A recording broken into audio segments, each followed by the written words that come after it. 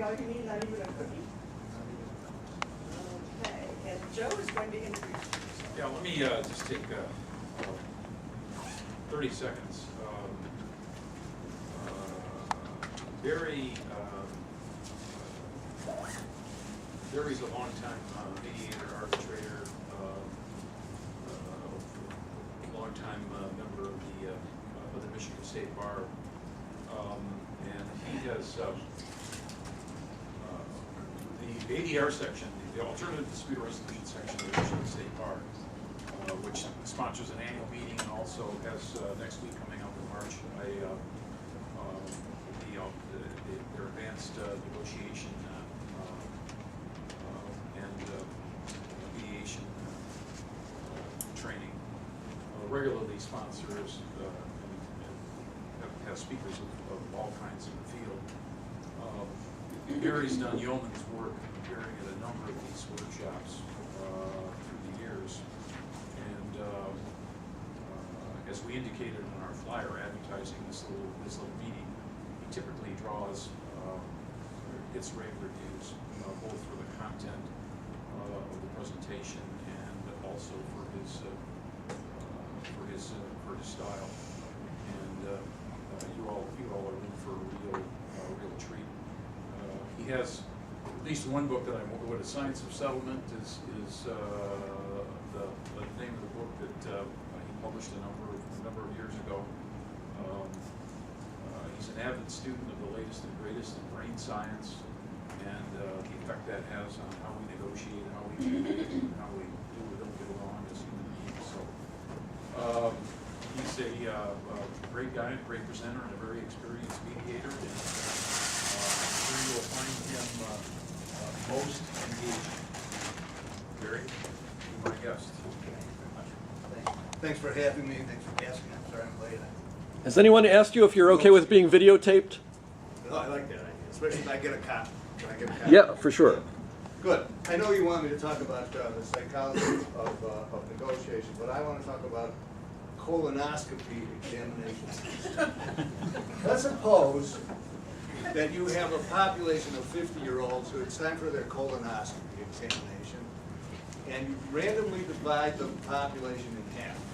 Half is going to get the ordinary colonoscopy the way it's traditionally done. This is happening in the 60s, so it's done without anesthetic. But how is it traditionally done? Well, there's this enormous device. It's inserted into the patient. It's wrestled around by a burly tech for 5 minutes, and then it's removed. The other half of the population, randomly assigned, gets the same procedure for the same length of time, plus an additional 30 seconds during which the device, the implement, is in place in the patient, but stationary. 30 seconds. Then it's removed. Two cases. Ordinary pain, discomfort, unpleasantness for 5 minutes. Case one. Pain, discomfort, unpleasantness for 5 minutes, plus slightly less uncomfortable, painful situation for 30 seconds. They do this happens in real life, and then they say to these people at the end of the procedure, so how'd you like your colonoscopy? 2 questions. How'd you like it? Rate it on a scale of 1 to 10, most horrible thing that would happen to you, or not. And tell us how likely you are to come back and have it done again in 5 years. What happens? You're smart people. You know I'm not telling the story unless the answer is not the one you would expect. What happens? People who had, objectively speaking, the worst experience, 5 minutes and 30 seconds of unpleasantness, rated it less terrible, and said that they were more likely to return. In fact, when they followed up, did in fact return and have it done again. Why? Here's why. Because the human brain is structured in such a way that the way we code information about what they call hedonic experiences, pleasure and pain experiences, the way we code that into memory is not the way we should. I mean, we see that there's a difference between intensity and duration, and we don't add up the duration. It's not, remember, the guy who did this work is Daniel Kahneman, wrote the bestseller, Thinking Fast and Slow. The experiencing self and the remembering self are not the same, and information is coded into memory different than the way it's experienced. He called it the peak end rule. We remember hedonic experiences, that is, experiences of pleasure and pain, according to the peak end rule. And the rule is, it's something like how good or bad the experience is at its peak, and plus how good or bad the experience is at its end, at the conclusion. The peak end rule tells us how we remember our vacation in Europe. It tells us how we remember that girlfriend we had in college. It tells us how, something like the peak end. The peak end rule is the explanation for the way we code hedonic experiences into memory. Why is this man telling me this? Why is he talking about this in a group full of mediators? Here's why. Because mediation is a hedonic experience. It's a lot of other things too, but it is an hedonic experience. It's an experience that you can score with regard to degrees of pleasure and pain. If you want to do business with your opponent again, if you want to see this person again, you'd like to negotiating with it like as a business client or something like that, you can arrange it. So the way he remembers the experience of negotiating with you is more favorable. You can arrange it that way by causing the end of the peak end evaluation to be more favorable. In other words, make the final move. If you want it, if you're doing business, you're negotiating, you're mediating with somebody you would like to see again, somebody you want them to remember that this experience wasn't so terrible, arrange, and you know how to do this, arrange so that on the final $5,000 or on the final pots and pans or whatever it is, you say, you know what, you win. They win on the last move, causes the memory of the end to be improved, causes the experience of the whole hedonic experience to be evaluated more favorably, causes the person to return and do business with you. This work, and they didn't just do it with colonoscopies, they did it with holding your hand in ice water and a bunch of other similar kinds of stuff, unpleasant experiences. Got Daniel Kahneman the Nobel Prize in economics. And he founded the whole field of behavioral economics on work like this. My point in this talk and in all the rest of the talks that I do for the last 10 years is this. We need to pay attention to what the real scientists out there in the real world are doing in the field of human judgment and decision making, and we need to bring that information to the table where we do our business in dispute resolution. Otherwise, we just keep telling each other the same silly stories over and over again for 20 years, and we go nowhere. We need to make the field more scientific by paying attention to what the real scientists are doing and bringing it to the table. So here's one. The peak end rule tells us, make the last move. You want to improve the way the experience is remembered, make the last move. Here's another. I've got 6. I want to talk about 6 things for you. We can do a little experiment. We can do half of the experiment. Think of your cell phone. Think of the last 2 digits of your cell phone and write them down. Last 2 digits of your cell phone. Okay. I have here a genuine Land's End briefcase. It's a very old one, but let's suppose it was a new one. It's a canvas briefcase made by Land's End with leather whatever you call it, corners and a leather handle. It comes with a shoulder strap, and I want you to tell me what you think this is. What do you think this sells for on the Land's End catalog? Give me an evaluate. I know you don't know, but guess. What do you think they sell these things for at Land's End? Write that number. $80. Here, I could do this the long way, but I guess I'm late, so we won't go through the whole exercise. I'll make a prediction, and you won't be able to verify it, so I'll pretend it's true. Those of you with low cell phone numbers gave me a low bid price on this briefcase. Those of you with a high cell phone numbers gave me a higher price. This experiment has been done hundreds and hundreds of times with thousands of subjects, and it just is true. In fact, it tracks intents. If your cell phone number is, or it doesn't mean it's not your cell phone number, it's the last number entered into your memory. If the last number entered into your memory is from 0 to 9, you're going to give me a price at the lowest possible price. The average of the people whose cell phone numbers is 0 to 9 give, on average, the lowest price.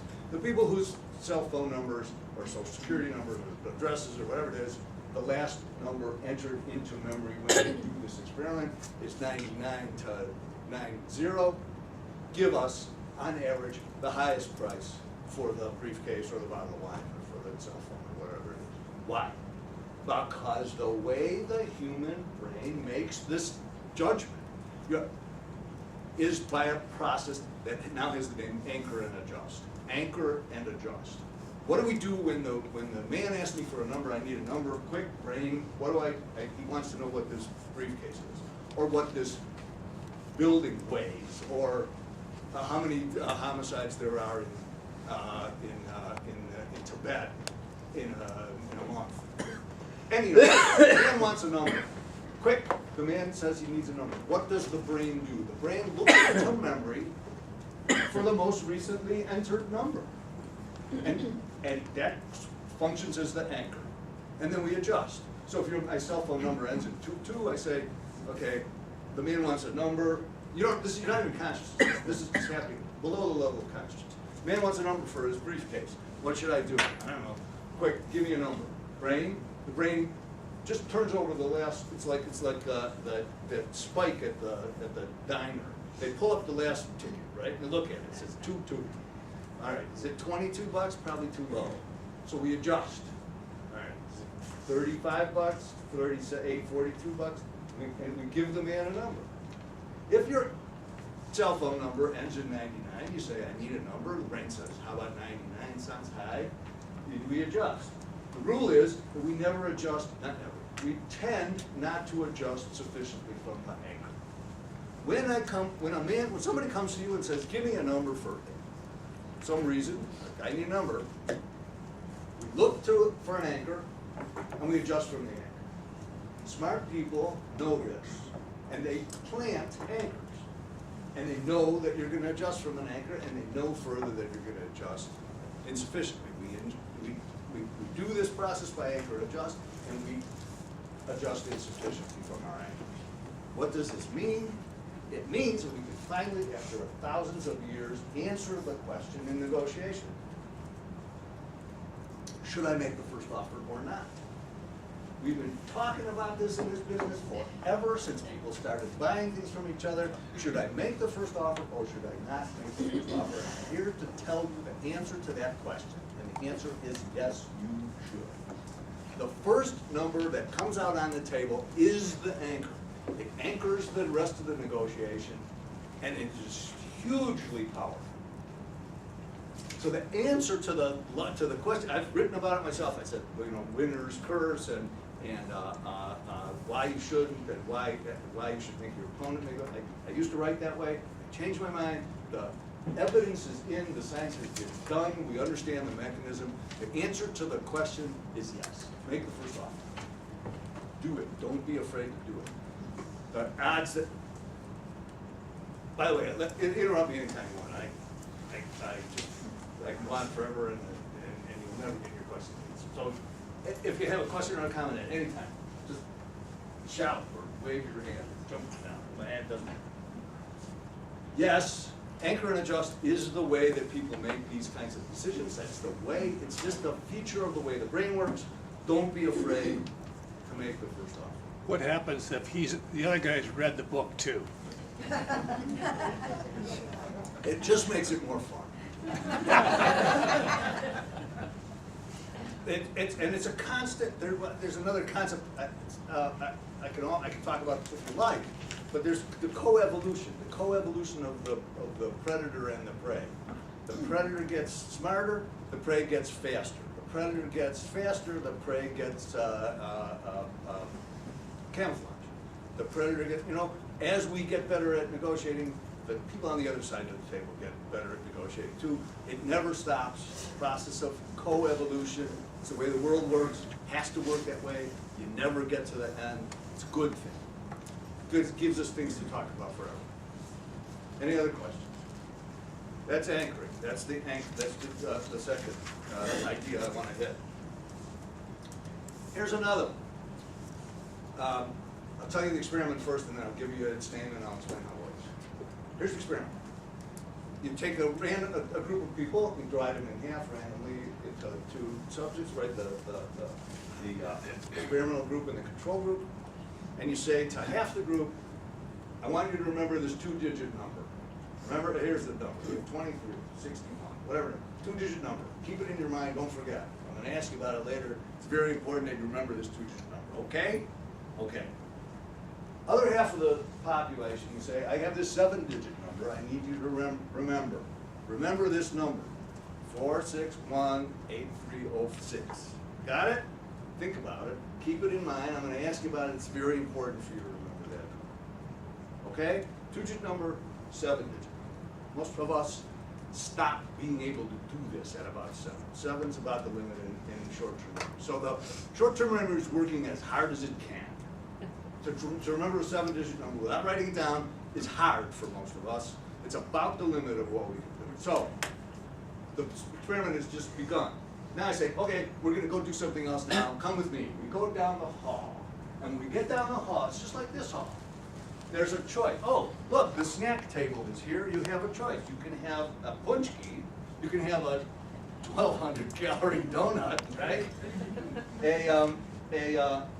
A chocolate chip cookie, or you can have an orange. Which would you like? Go take one. One or the other. Either one. It doesn't matter. What happens? I'll tell you what happens, because they've done this experiment over and over and over again.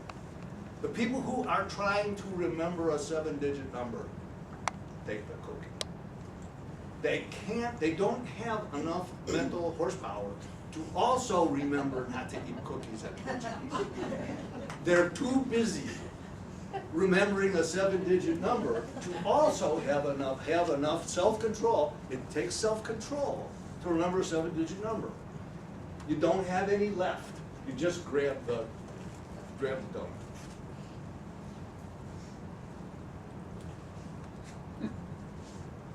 This is a concept called cognitive load. We have a certain fixed, finite capacity for concentration, mental effort. And beyond that, we just can't go. We make decisions impulsively.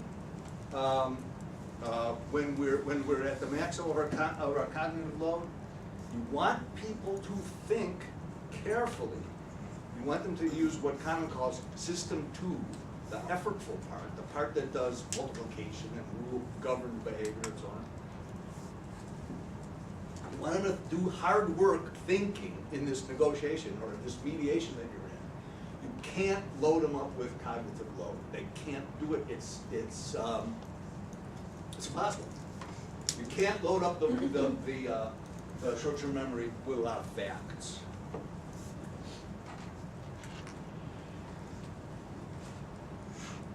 Let me introduce another concept. This is called cognitive fluency, and a related but different concept. Cognitive fluency. The brain makes decisions with us. Things that are easy for me to understand are true. Things that are hard for me to understand, I'm suspicious of those things. And here's the famous example. This is the poster child experiment. You take a proposition, explain what should we do, what should the United States policy toward Ukraine, toward the mess that's going on in Ukraine right now. You write it down, and you write a couple paragraphs about that and give it to people and ask them if they agree. Do you think that our policy should be this? And you hand them a piece of paper with the policy written on it. I can tell you what happens. If you print it in black ink on white paper in a big clear font, they agree with it. If you print it in shaded colored paper with a shaded colored ink in a complicated font, they don't believe it. They don't think it's true. They disagree. If it's easy to understand, if it goes down easy, I believe it. If it's difficult to believe, it's hard to read because the contrast is weird and the font is complex. The brain says, something is the matter with this information that's coming in. It's hard to assimilate. It's difficult. It takes too much work. I don't believe it. I don't trust it. There's something. I don't like it. You take a combination of what we know about cognitive load from 2.5 minutes ago and what we know about cognitive fluency from 30 seconds ago, and it answers another question we've been asking for ourselves forever in negotiation, in the theory of negotiation. Is it good to impress people with all this stuff I know and how fancy I am and how I can use a lot of big words and baffle them with bullshit? Is that a good strategy when I'm trying to persuade something about somebody about something? Or keep it simple, reduce cognitive load, and take advantage of the idea of cognitive fluency? And the answer is clear. Cognitive fluency persuades people. Cognitive load sends them running away. Keep it simple. We used to think that if you want to present an expert witness, the best feature of your expert witness is make them incomprehensible. That really will impress people. They'll think he's really, really smart. He's so smart I can't understand anything he said. I'll just trust his conclusion, whatever that may be. Wrong. Just turns out to be wrong. There's a story here that you could tell. People are impressed by experts who are incomprehensible.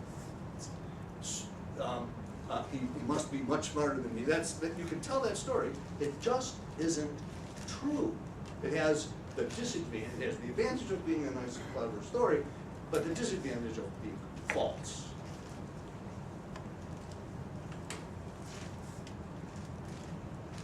Reduce complexity. You want to convince people of something? You want to talk somebody into something in a negotiation? Reduce complexity. Make it go down easy. That's the teaching there.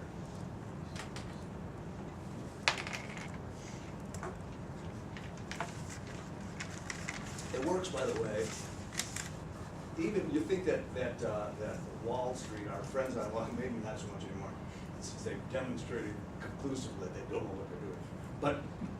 But it used to be thought, well, guys on Wall Street, they're hard-boiled and they just look at the numbers. They make their decisions based on numbers, and the market is wise and the market is efficient.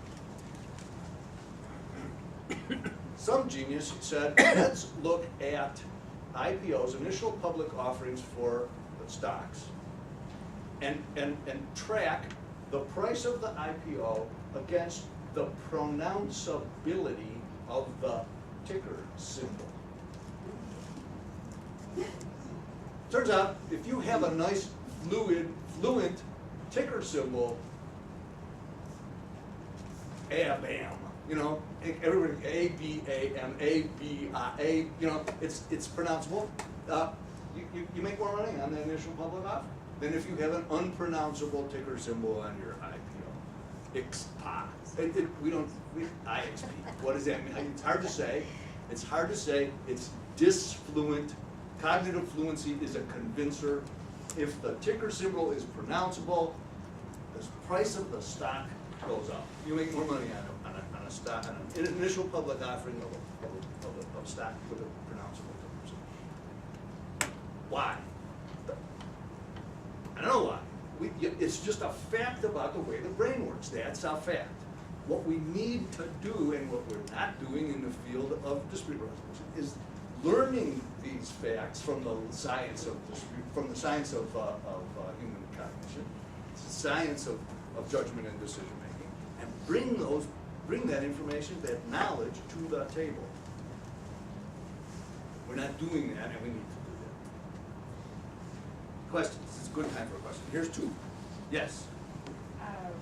Is there a point where if you reduce it too much, where they feel like you're maybe patronizing them because you don't understand? Is there a point where it becomes less effective? Yes. Sure. If I talk to you, like slowly and carefully, like I'm talking to a 4-year-old. Isn't this a nice cup? Yeah, of course. Of course. You'd be insulted and you wouldn't leave anything. Of course, that's true. Certainly. Yeah, I agree with that. The question is, should I jazz this up and make myself look a lot smarter than I am by using a lot of fancy words and a lot of fancy diagrams, that stuff that people don't understand, so they'll think that I'm smarter than they are? The answer to that question is no. Should you talk down to people and insult them? That answer to that question is no, too, but you already knew that. I'm gonna get some more coffee. There was another question. Yes? Yeah, I'm a little confused because the brain is really a storage of information, but it's also has the component of accumulating baggage. And in the baggage, you get what you know, how you know it, what you think you know, and what you want to do with it. And the problem is in a mediation is that you never see the other person because the other person has a different perspective, so you have that clash. So I'm not really understanding how reducing complexity achieves the goal of seeing the other person, because we're not supposed to manipulate, unless we're lawyers, we're not supposed to manipulate the final settlement. So, are you saying that in the complexity, we're doing that shifting, or is the shifting not part of that? I'm not sure I understand the question. Okay, I But guess I- what I'm getting at is, I'm hearing what you're saying and I'm not processing it. Okay, let me say something about your question. I emphatically reject the idea that we're not in the business of manipulating people. We absolutely are. That is what we do. Sorry, but that is what we do. We take people who do not agree and are ready to kill each other, and we manipulate them into a position where they're ready to agree. You don't like the word manipulation. It sounds sleazy or sneaky or something. Fine, pick a different word. But that is obviously what we do. You take people in the door in one state of affairs, and hopefully, we hope, through what you do, you get them out the door with a different relationship, with a different state of affairs. What do you call it? Of course, it's manipulation. Look, you don't like manipulation, call it anything you like. But I'm not afraid to call it manipulation. I think that's my job. I think that's what they hire me for. The idea that it's value neutral and we just, we don't add anything to the process. We just somehow facilitate the parties coming to an agreement. I don't understand what that would even mean. How can that be? How can we, without adding anything, without changing anything, cause the people who disagree at the beginning of the day to agree at the end of the day? What do we need you for? What are you doing if you're not? Of course you're manipulating. It's what we're here for. Now we can talk about the fine points. When is it kosher and when is it not kosher? When am I doing some kind of manipulation, psychological manipulation that's just too sneaky and tricky and creepy for it to be fair? We can talk about where that boundary is. I suspect my boundary is way out much farther than yours. But I think it's our job. Let me get to this comes up nicely in my next point here.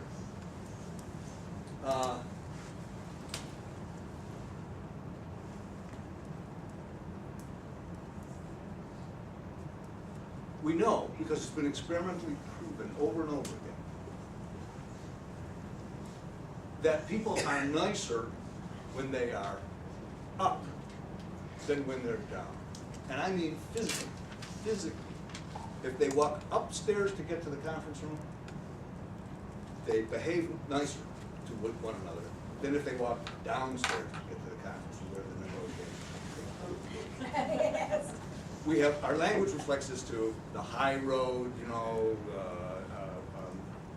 that kind of language, and nothing else occurs to me right now. But up is good, down is bad. Obviously hell is the bottom and heaven is up. Up, I'm elevated, I'm, you know.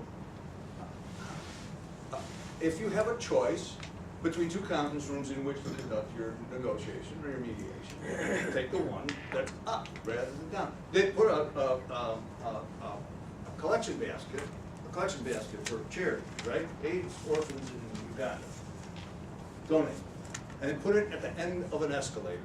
And you get off the escalator, there's the collection basket. You can donate money to this worthwhile charity. They make more money if it's at the top of an up escalator than if it's the bottom of the down escalator. Everything else is the same. Same population, same place, same people, same everything. Why? Because up is good. It's coded, the brain makes this judgment. It just seems to be the case. Up is good, elevated is good, high is good, down, low, is bad. So, I'm getting to the point here. You have to conduct your mediation somewhere or other, right? It's either going to be in the conference room that's up or the conference room that's down. If you know this, that people are more generous and more forgiving and higher minded when they are elevated than when they are depressed, when they're low, and you have a choice of conference rooms, I think it's malpractice not for you to conduct your mediation. Is it manipulation?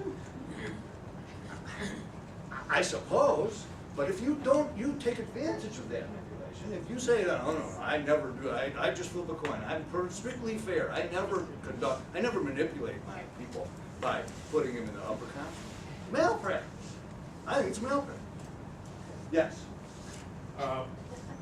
For better or for worse, the offices of the Dispute Resolution Center are down. They're in the basement, okay?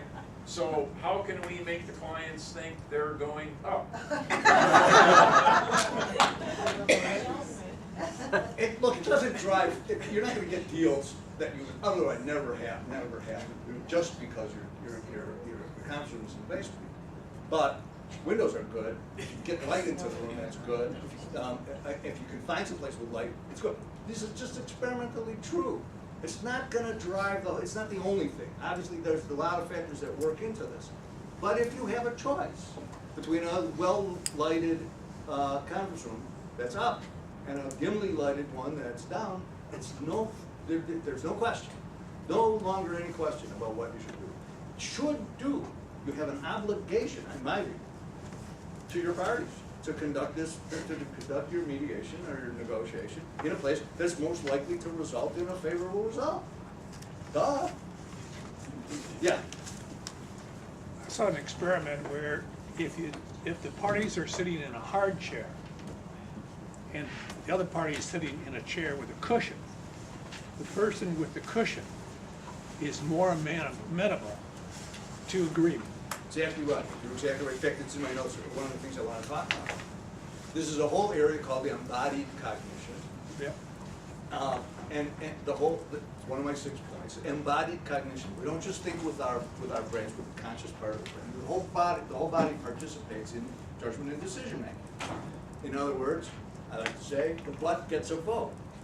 Your butt gets a vote. The brain says to the body, how do we feel about this deal? There's a deal. There's an offer on the table. How do we feel about it? And they took a sort of a census. They say to the mouth, how do you feel about it? And the mouth says, I don't know, they're giving me donuts. Can't be that bad. I'm warm. I like it when I'm warm. I'm dry. That's good.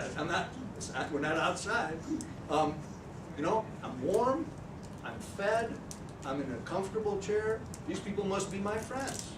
the ancestral part of the decision-making mechanism, the old part, the part that comes before language, still there and still participating in your decision-making. It's still active, and it votes. And it says, comfortable, warm, well-fed, I trust these people, this is good. Hard, cold, dark, something's creepy about this, I don't trust it, I don't like the deal. Same as the, what we saw earlier in the cognitive fluency. Embodied cognition, the butt gets a vote. There's some terrific experiments, amazing experiments. This one, you can do this yourself. Take this sterilized pen out of its sterile wrapper, put it in your mouth. I'll give you a stack of cartoons and a computer screen. And I say, rate these cartoons, how funny are they? And while you're doing that, hold this pen in your mouth, in your lips, like this. Okay? And you, the other half of the population, you hold the pen in your teeth, like this. Rate the cartoons. What happens? The people who are smiling think that cartoons are funny. The mouth gets a vote. You say, team, how do we feel about these cartoons? Mouth says, I don't know, we're smiling, I guess we must think it's funny. Same works with nodding. They put people on a machine that goes like this. And they say, okay, now read this paragraph about what we should do in Ukraine. Do you think we should do it? I Except in Greece where yes is. There's a cultural difference. Okay, the cultural difference. That's true. Is no. Gotta be true. Is yes. But the body gets a vote. We have to, and we have to pay attention to that. Pay attention to the body. It's not just the part with language and rules and logic. That makes our decisions. Temperature, weight. If you give somebody a heavy clipboard and you say, so how important, hold this clipboard, and there's a bunch of questions on the clipboard. How important do you think these issues are? There's a list of issues. And they're much weightier issues if it's a heavy clipboard. It's a clipboard with a box in the back. It either has a book in the box or it doesn't have a book. You can't tell. But it's like picking it up. You're holding a weighty clipboard, you think that the issues that are presented to the brain are weighty issues, are heavy, they're weighty, they're important, they're significant. And when there's no book in the box, and it's like, you rate the issues as less important. The body gets a vote. And here's another reason that this is important. If your opponent understands this stuff and you don't, this is a mystery to you. You've never heard of any of this embodied cognition stuff before, and your opponent did, he can manipulate you. So it works as both. We like to say in law school, a sword and a shield. It's both. You can use it as an attack weapon or as a defense weapon. But people out there are aware of this stuff. Marketers and politicians and the rest, the evildoers, they're out, they know this, they hire psychologists, they're bringing this into their practice. And it's time for dispute resolution practitioners to bring it into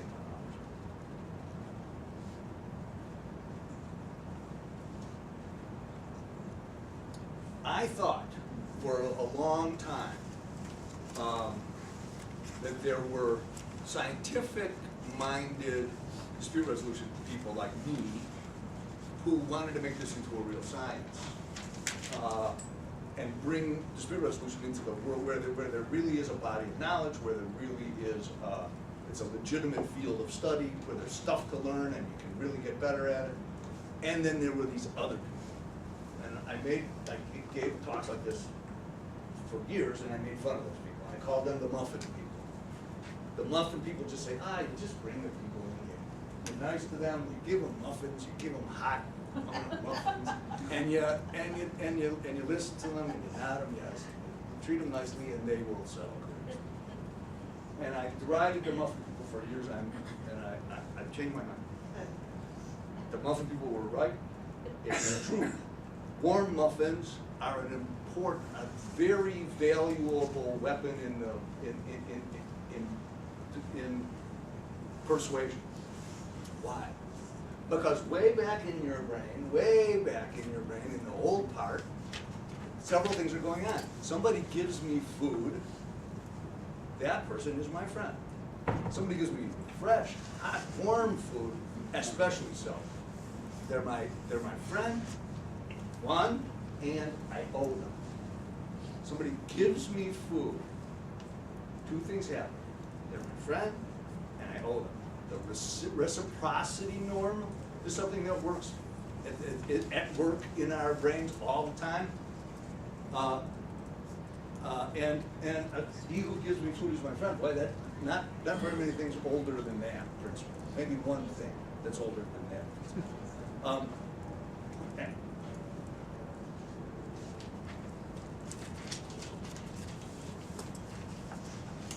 Questions? This is a good time for questions. Yeah, way in the back. So every time I hear all these things, it always makes me like, how much can we rely on our brain? We think the brain rules everything, but if the prep portion, we get to nothing, we've got nice slide deck, we've got upstairs the meeting room, but if the thing starts to already like a little hostile or sort of like stuck, from that point, is there anything that we can do? How can you influence people when they're at impasse, right? We like to say that when they're stuck.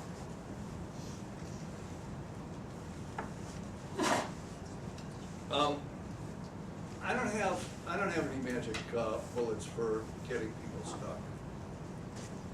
I have several gimmicks that I use. For instance, I don't believe it. I pretend like we're not stuck. Here, I'll bring a story from elsewhere. Here's the story.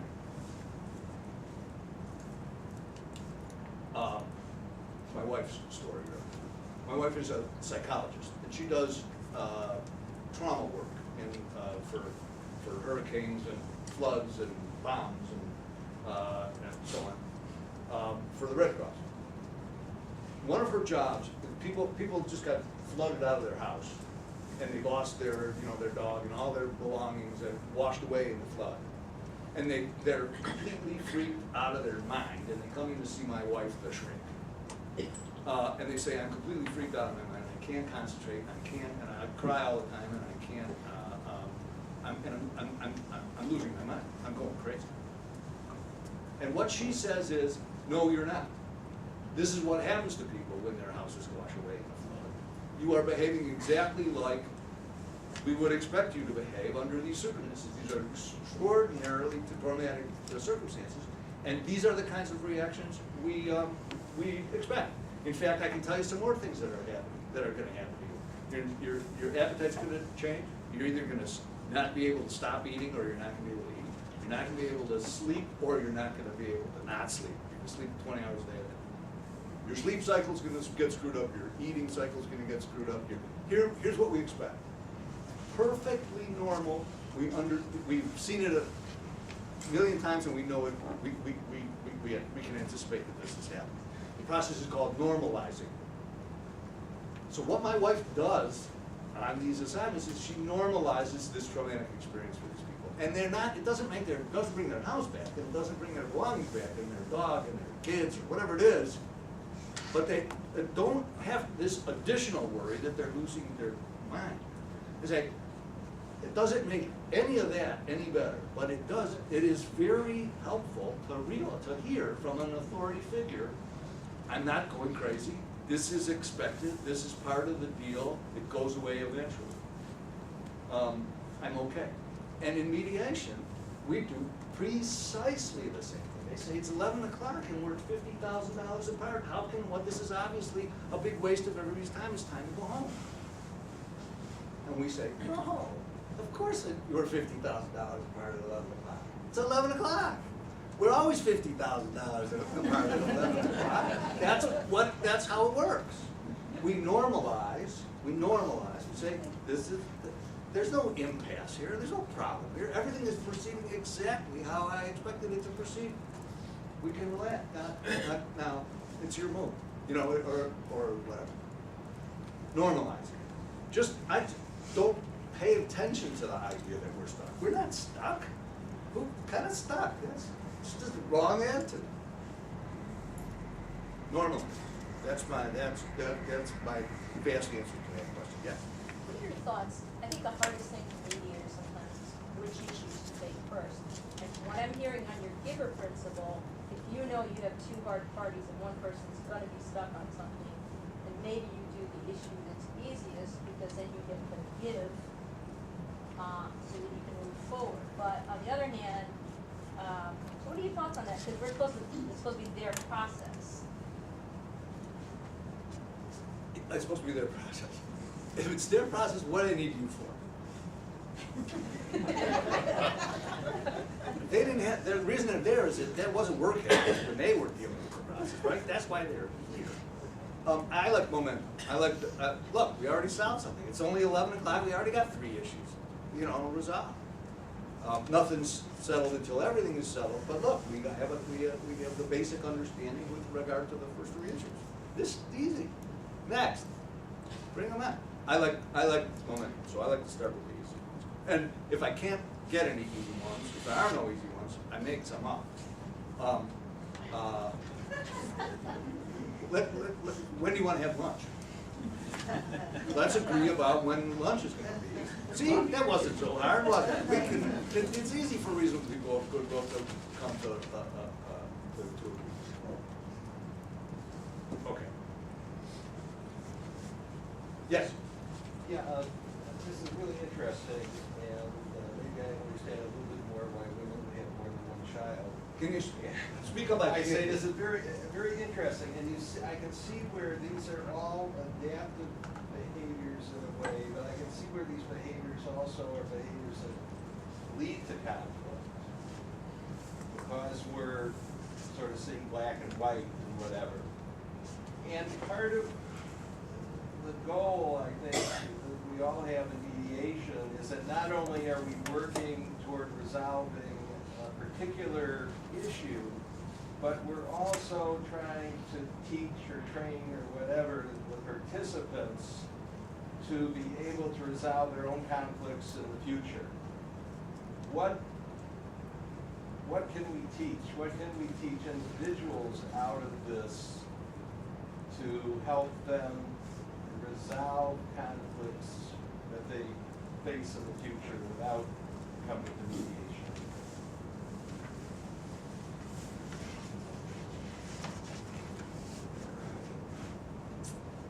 I think that's chewing more than you can bite off. I don't think it's my business to reform people's dispute resolution strategies for going forward in their lives. My job is to settle the case that's in front of me, in my view. But I think what we can model dispute resolution behavior, right? Which is good, because it takes me to my last point, my sixth point. Don't let me get away. Don't let me squeak out of answering your question. I'm going to try to answer your question, but let me back up a little bit and take a running start at it, okay?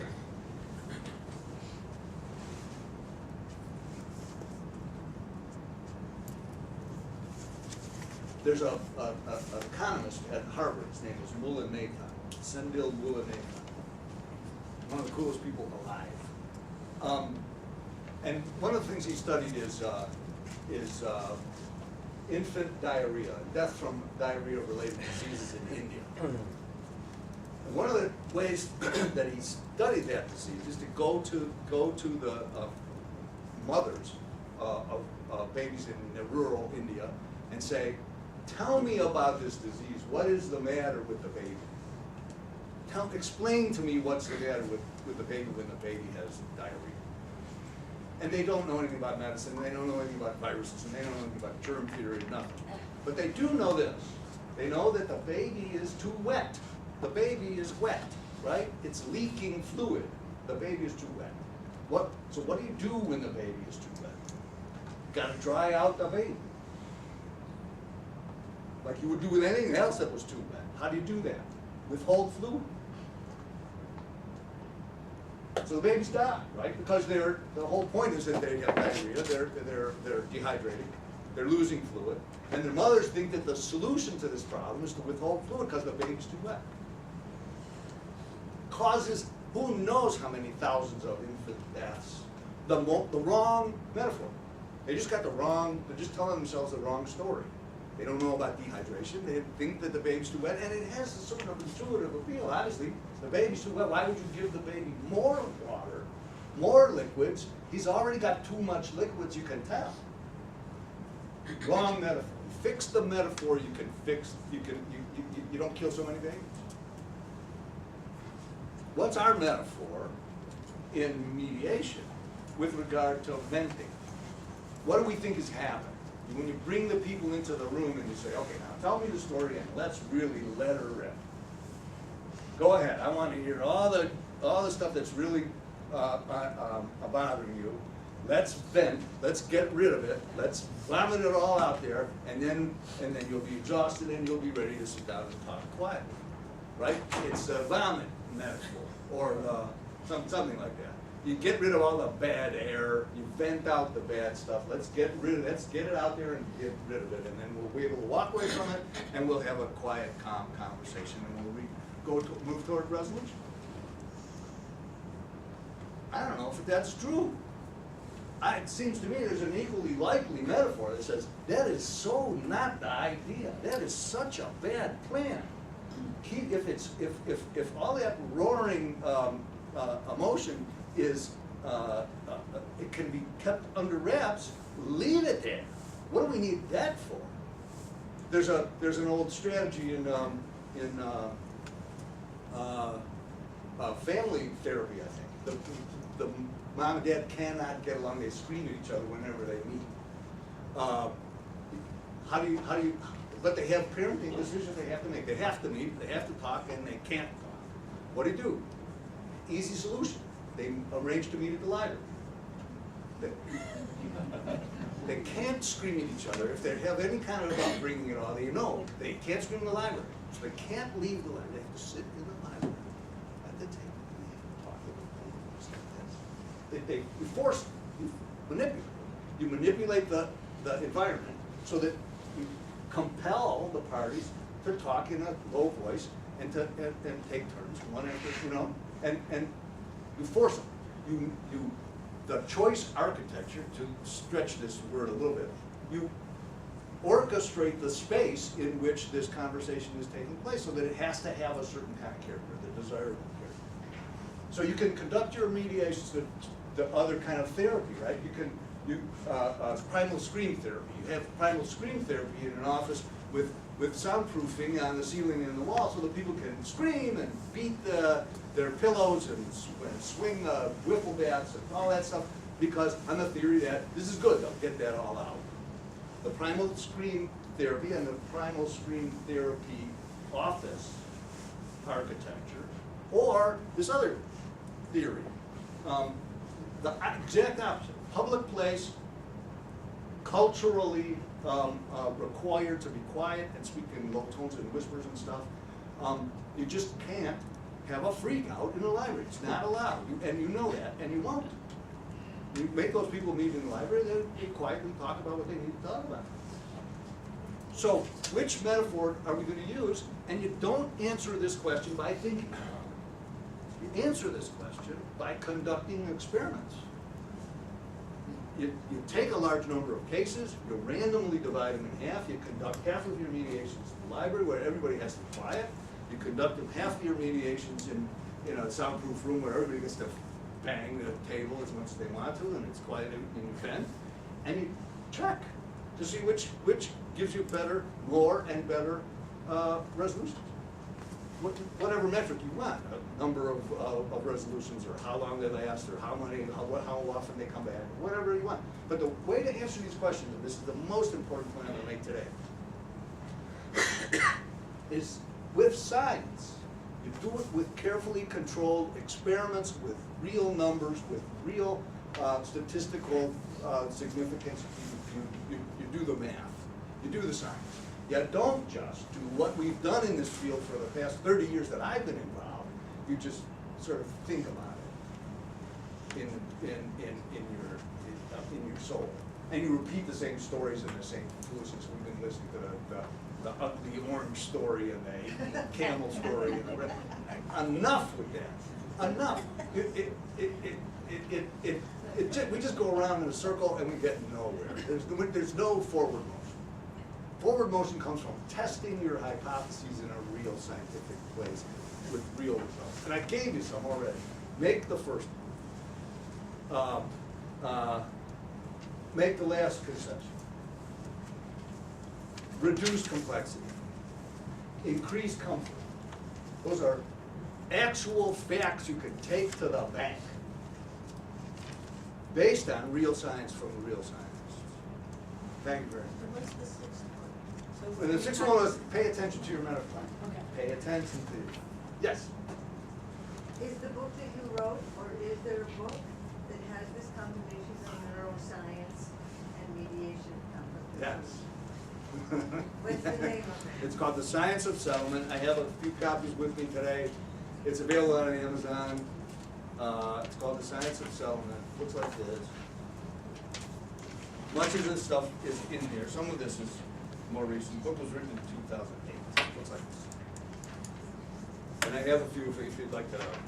I happen to. Yes. Sorry, Barry, you were introduced as Barry. What's your name? Barry Goldman. Goldman. Thank you.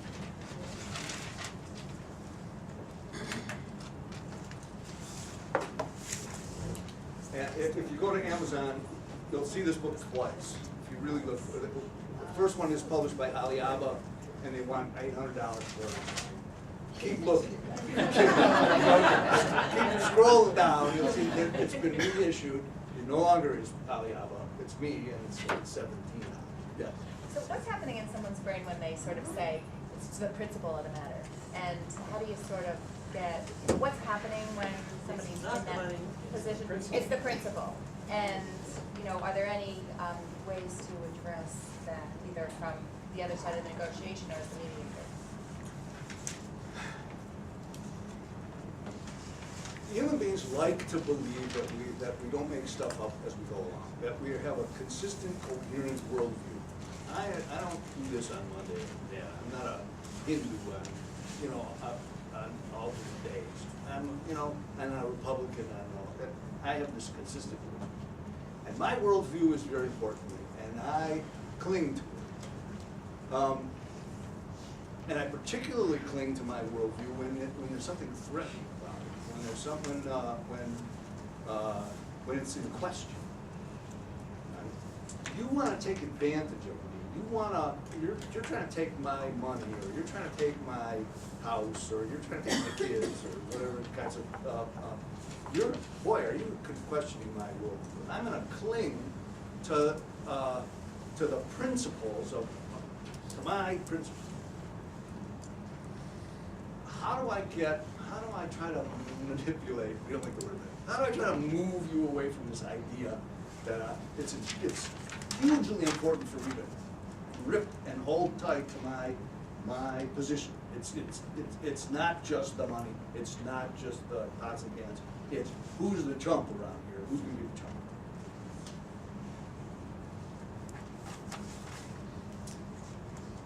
I have a little speech that I give. Let me get some coffee.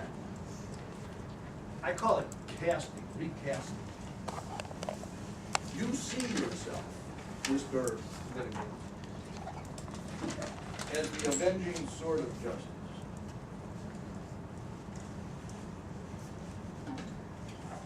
I don't say it out loud, but here's what I think.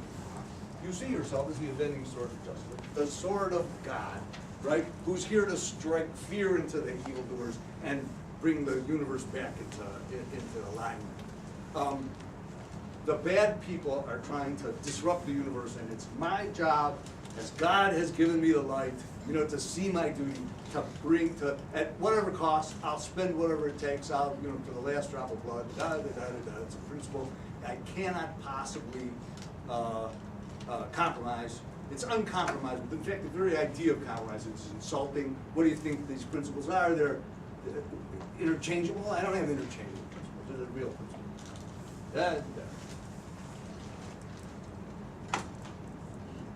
Here's the speech. Say, you know, Mr. Client, I can see that we're gonna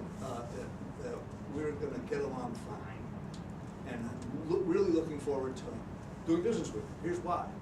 Because sometimes, often, I meet people who are in love with their lawsuits and who have nothing else going for them in their life, and think that their lawsuit, this is who they are and this is what they're about.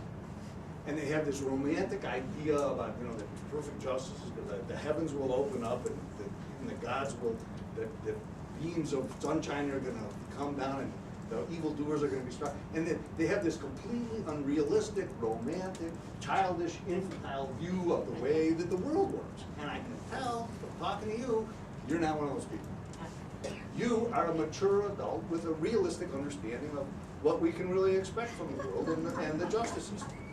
And I'm looking forward to doing business with you. We'll get you the best deal we can get. It's not gonna be the best deal you can imagine, of course. That's not the way the world works. And you're the kind of person who understands it, and I appreciate it very much. Thank you.